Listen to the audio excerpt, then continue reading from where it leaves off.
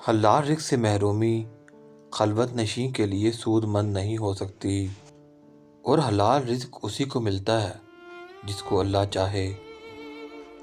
سنت ایک ایسی شے ہے جیسے آخرت میں جنت، اور جس کو جنت مل جائے اس سے غم و ندامت کا خاتمہ ہو جاتا ہے۔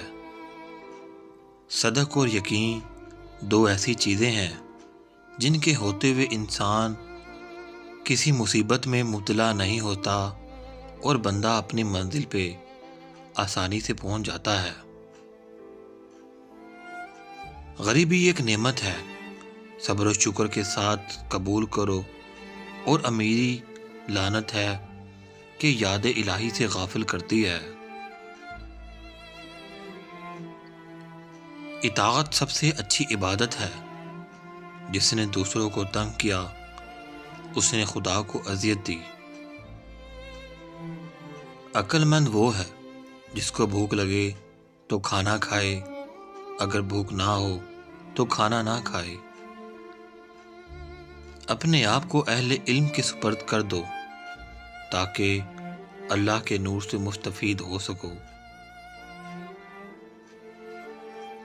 خاموشی اپنے وقت پر مردان حق کی صفت، اور موقع محال پر زبان کھولنا شریف خصلت ہے۔ آرزوؤں کے پیالے سے سیراب ہونے والوں کو ماں سوائے دوزخ کے کچھ بھی نہ ملے گا۔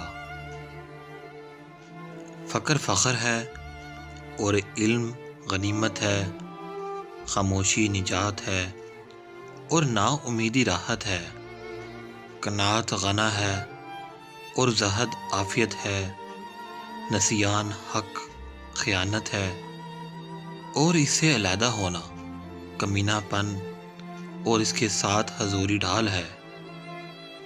زہد کو اپنا پیشہ ہرگز مت بناؤ بلکہ عادت بناؤ۔